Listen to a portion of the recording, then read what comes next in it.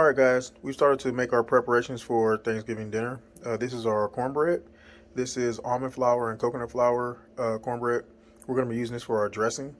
It has this square checkered pattern in here right now due to me basically. I've already cooked it. I cooked it this morning, so it's already dried, cool to the touch. So I went ahead and just cut these cross patterns in here so that way I can pop this into the refrigerator overnight just to help get as much air into the inside of the cornbread to help dry it out. So that way tomorrow, once we start to make the dressing, it's able to soak up as much liquid as possible from our broth and everything.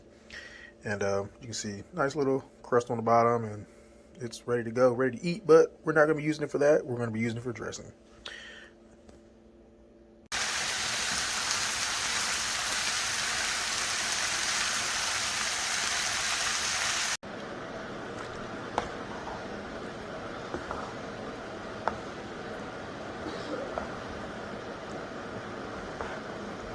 All right, guys, here is our cornbread dressing.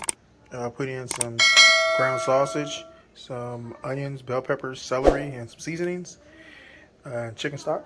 And here is our cauliflower mac and cheese. You know, we made this a million times. Threw it all together. Ready to go in the oven. I'm trying to chill tomorrow. It's Thanksgiving prep.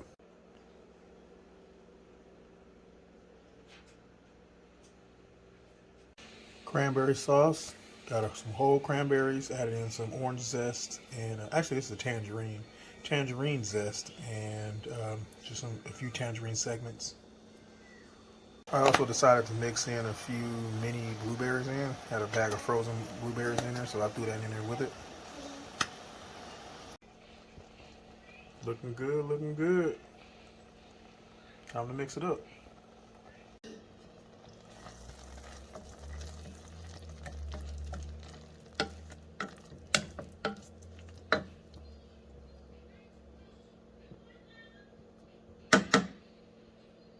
All right, here's our blueberry cranberry sauce. Once it cools off, it's ready to go. Sweet and tart. All right, guys, we are out of the oven. Cauliflower mac and cheese and coconut flour and almond flour cornbread dressing is complete. All right, we have the turkey ready to go. It's seasoned up with butter and seasonings.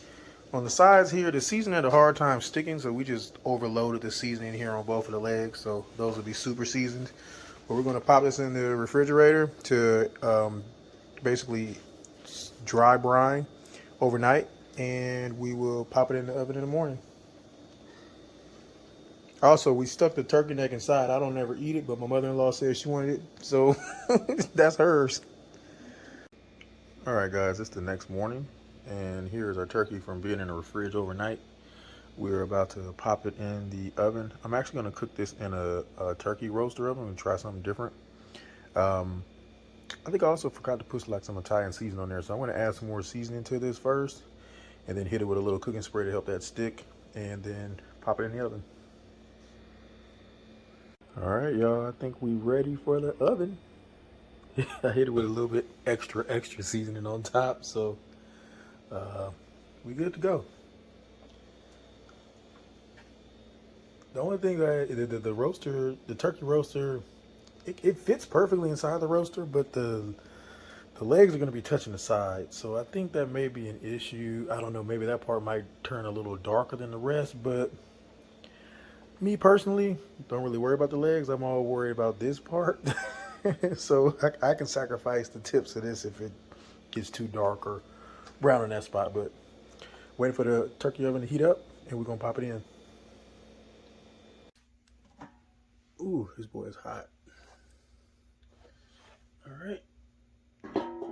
Let's put this big boy in.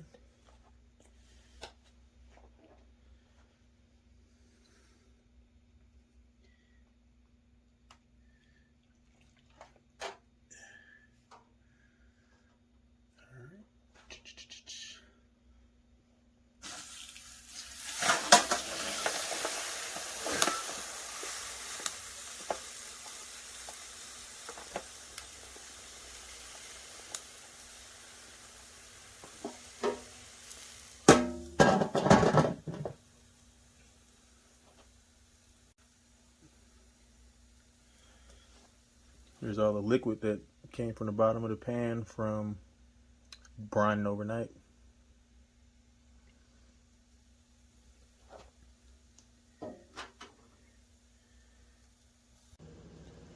All right, guys, so the type of roaster that we're using this is an Oster 22 quart self-basting roaster oven. And it says it's able to hold up to a 26-pound turkey. So we have it in here cooking it now. I'm in the garage. I just sat it on the floor in the garage to start doing this. And basically, I wanted to save some space. You know, when you're cooking the turkey or the ham, I'm not going to grill it this year. I just popped it in the oven.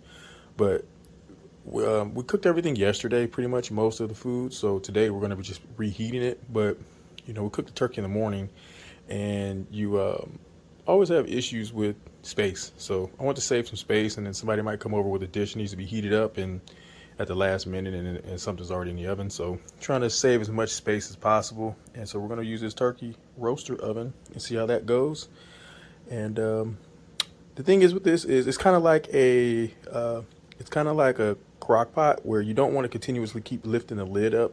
You want to keep and trap the heat in, and it's self-basting. So we're going to let this go. We put the turkey in here dry, no liquid at the bottom of the pan or anything for, we're going to put it at 450, the high as it can go, for an hour. And then after an hour, we're going to drop it down to 350 and let it continue cooking. And we'll check back with you guys. 22 quart self-basting roaster oven from Oster. I got it from Sears when Sears was still open around me. I had this for a few years. I just never used it. But all right, guys. All right, it's been going for an hour at 450 as high as it can go. So now we're going to turn it down to 350. Let's do 325. And let's take a quick peek. Not supposed to, but oh, that looks good. All right, let's go.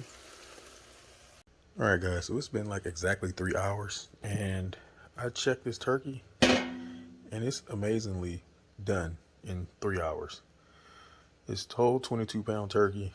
I cooked it at 450 for an hour, then dropped the temperature to 325, and it's done, reaching at 165 all the way throughout 170 in the thigh. And so now what I want to do is I want to somehow remove this turkey from this pan. I have this humongous whole ham right here. It's been in the oven at 350. I want to swap that, hopefully, and put that into the roaster and let it keep going because it's been cooking so fast in there. This has been in the oven for an hour and a half, and it's still super cold. So I want to speed it up a bit. But let's wish me luck. All right, guys, I was able to handle that. I got the ham transferred. Here's the turkey. In the transferring process, the leg, one of the wings just fell completely off. It's like fork tender. But took the whole turkey out, placed it into this baking dish on a rack, and I poured all the liquid in from the bottom of the base from here and transfer the ham into here. So now I'm going to pop this back on at 350 also and see how long this takes, because this area is so small and compact, it cooks it a whole bunch faster. So I'm done. I'm almost done. All right. All right, we done here. We got the turkey with the wing that fell off the bone. The ham is done. Greens, cauliflower mac and cheese. I'm sorry.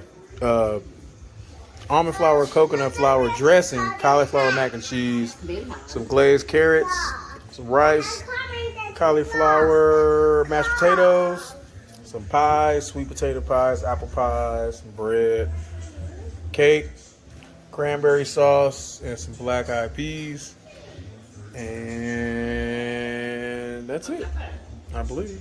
Time to eat. All right, first cut. This plastic's on one hand. I'll take that out, okay? Mama. What should we do? This or? Mama. I want to have piece of brownie. I think there's one on the table for you. Look where Shayna's chair is. All right. in the dining room. Got that first piece. That's beautiful.